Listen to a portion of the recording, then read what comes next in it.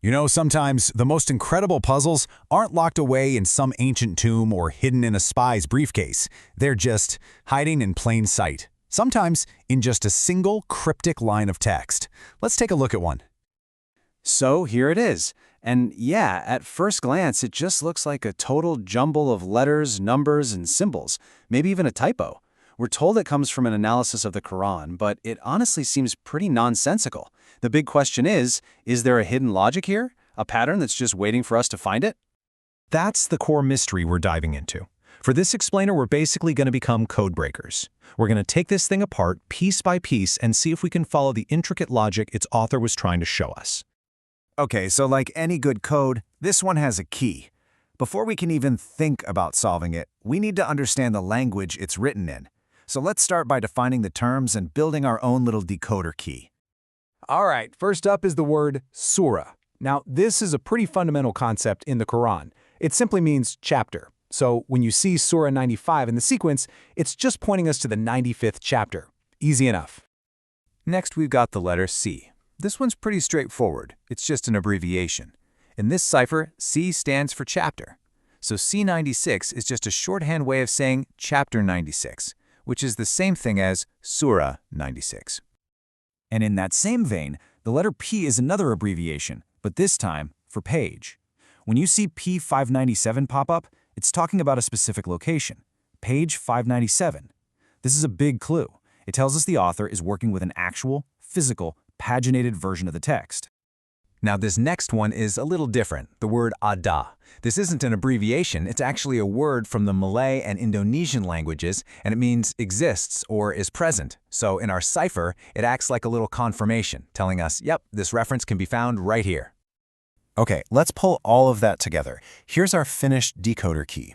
We know surah or C means chapter, P means page. We can also see a V in there, which stands for verse, and ada confirms that something exists. Awesome. Now that we have our key, we're ready to actually follow the author's logical trail. All right, let's get into the fun part, the analysis itself. The sequence kicks off with a really clever calculation that actually creates a hidden bridge between two different chapters of the Quran. So the whole puzzle starts from one single point. Surah 95, the 95th chapter. This is our anchor, and from here, the author performs a really specific and frankly pretty unique set of mathematical tricks. Okay, so this is where it gets really clever. The author takes the digits of the chapter, 9 and 5, and multiplies them. You get 45. Then, and check this out, they flip the digits to get 54. Now, why 54? Because 54 can be written as 9 times 6, and that, boom, points directly to the very next chapter, Surah 96. It's a really neat piece of numerical gymnastics, right? So the crucial thing to get here is that this whole section of the code, 9x5 equals 45 equals 54 equals 9x6, isn't random at all.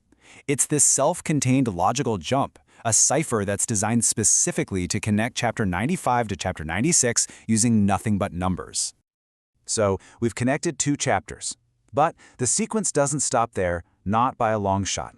The next part of this puzzle moves away from those big chapter references and gets way more specific, down to individual pages and verses. The next thing that pops up is C95V8.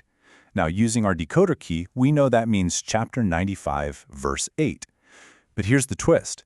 The author doesn't use it as a reference to go read something. Instead, they treat it purely as a number. And here's how they do it.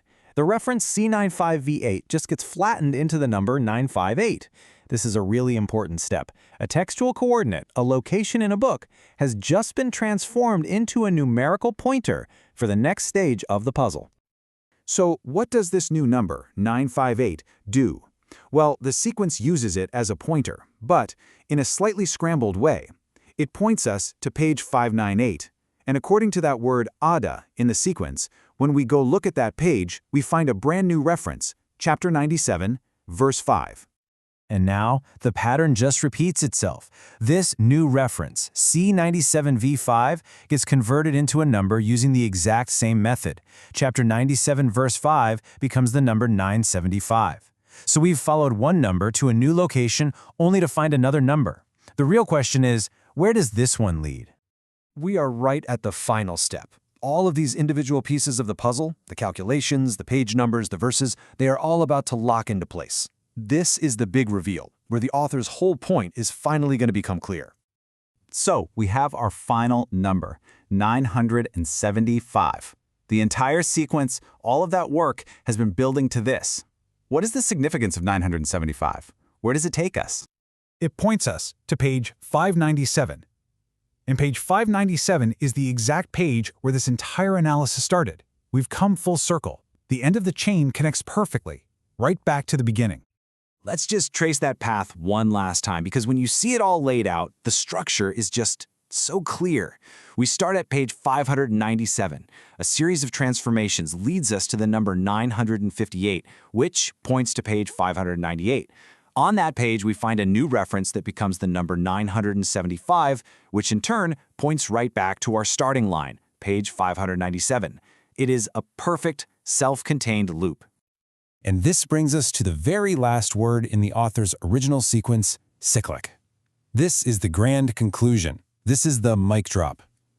The entire complicated chain of calculations and references was designed to demonstrate this one single property, that these specific references, when you interpret them this way, form a closed, repeating loop. Decoding this sequence reveals this incredibly intricate, hidden structure, a perfect loop created out of numbers and words. It really makes you wonder, doesn't it? How many other elegant patterns like this are just lying dormant in the texts and data we see every single day, just waiting for someone with the right key to come along and unlock them?